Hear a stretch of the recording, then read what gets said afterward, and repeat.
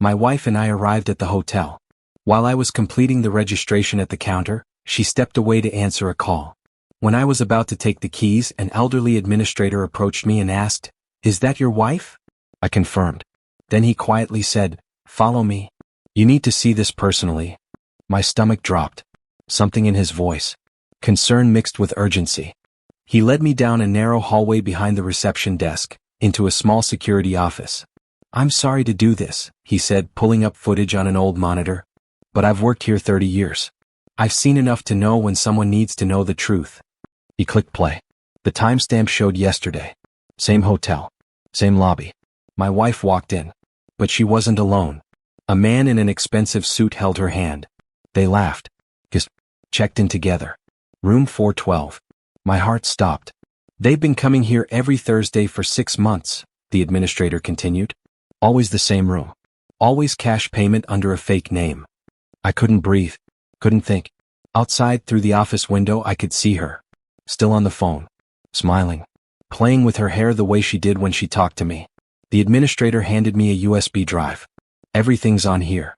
Every visit. Every moment." I took it, and something inside me went cold. I walked back to the lobby in a daze. My wife was still on the phone, laughing softly. When she saw me, she blew a kiss. "Almost done, babe," she mouthed. I nodded, smiled, like nothing had changed. But the USB drive in my pocket felt like it weighed 1,000 pounds. We checked into our room. Room 308.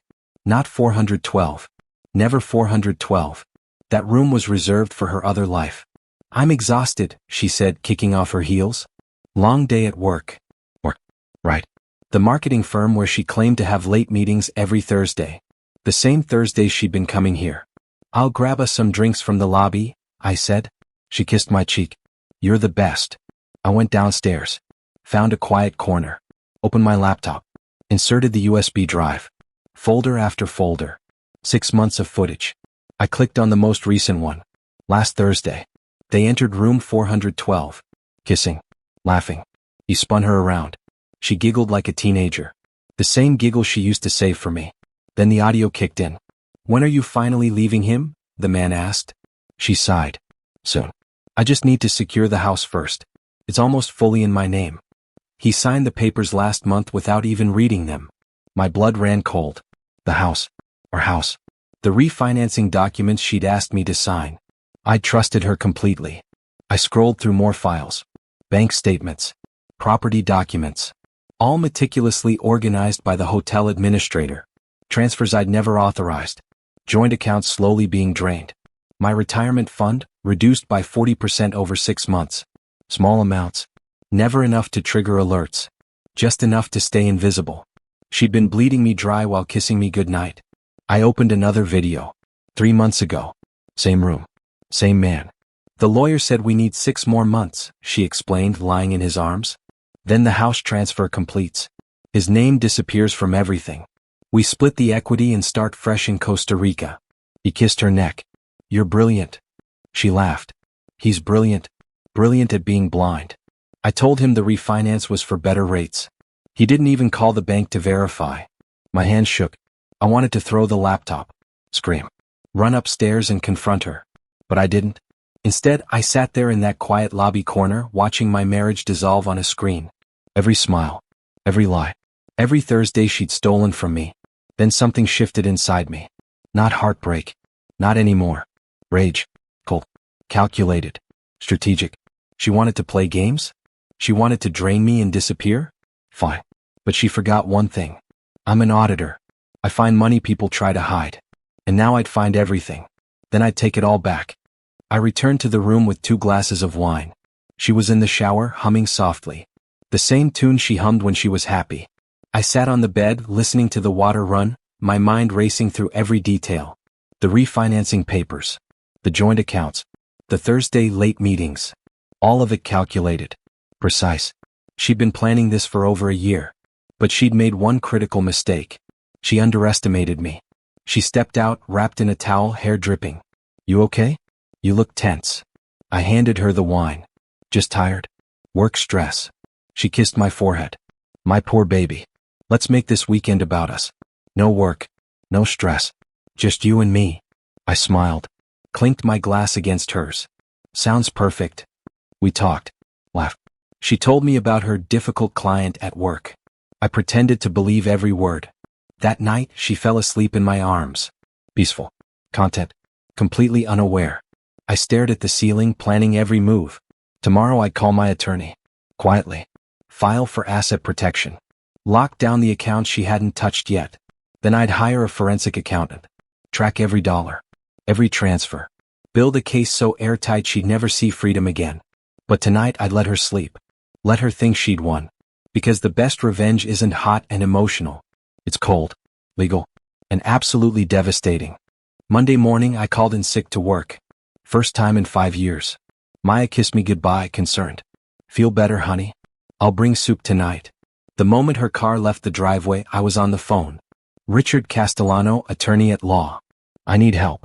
Urgently. My wife is committing financial fraud and I have evidence. 2 hours later, I sat in his office. Expensive suit. Sharp eyes. No nonsense. I showed him everything. The hotel footage. The bank statements. The property documents. He leaned back, fingers steepled. This is substantial. Provable fraud. Forgery. Possibly conspiracy. You could have her arrested. I want more than that, I said coldly. I want everything back. The house. The money. Her career. Everything. He smiled slightly. Then we do this surgically. First, emergency injunction. Freeze all joint accounts today. Second, file for fraudulent transfer reversal. Third, criminal complaint for forgery and theft. How long? If we move now. Paperwork filed by end of business today. She'll be served tomorrow. I nodded. Do it. He started typing. One more thing. Continue acting normal. Don't confront her. Don't change your routine. Let her think she's still in control. I stood to leave, then turned back. Can you also contact the Costa Rica consulate? I want her passport flagged. Richard's smile widened. Now you're thinking like a winner. I left his office feeling something I hadn't felt in months. Power.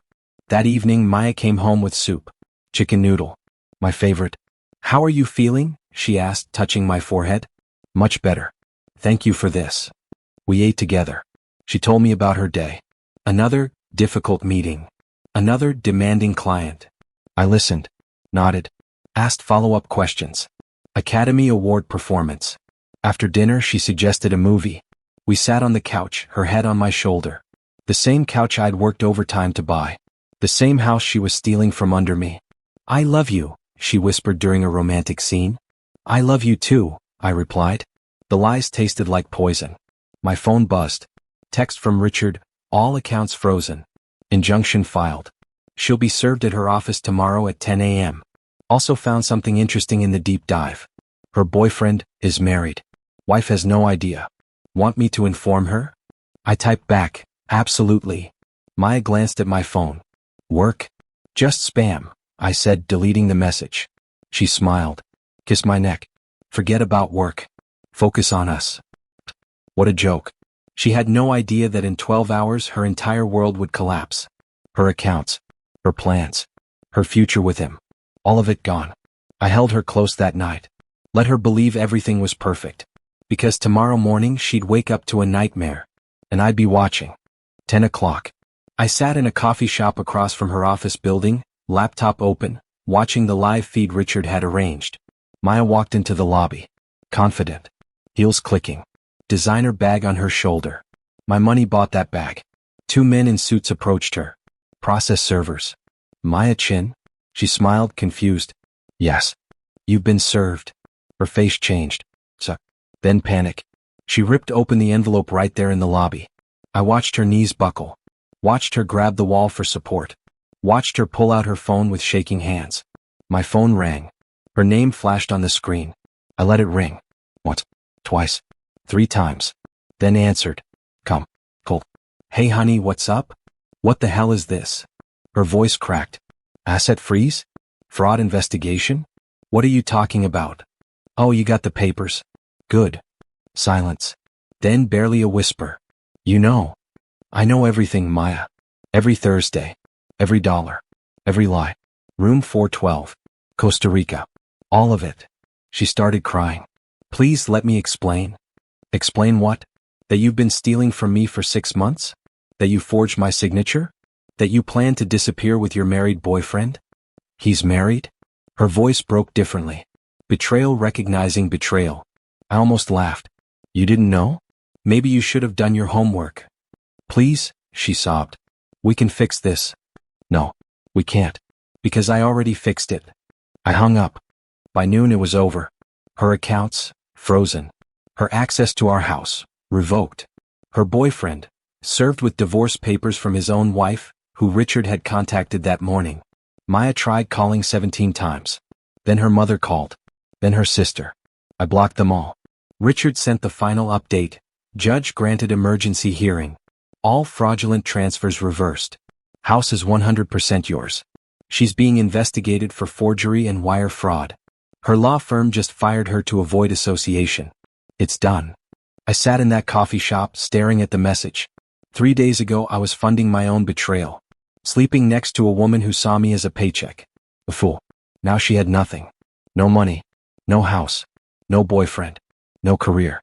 No escape to Costa Rica. Just consequences. I drove home. Our home. My home now. Her car was in the driveway. She sat on the steps, mascara running, suitcases beside her. Please, she begged as I walked past. I made a mistake. I'm sorry. I'll do anything. I stopped. Looked at her. Really looked. You taught me something valuable, Maya. Trust isn't given. It's earned. And you earned exactly what you got. I unlocked the door. Stepped inside.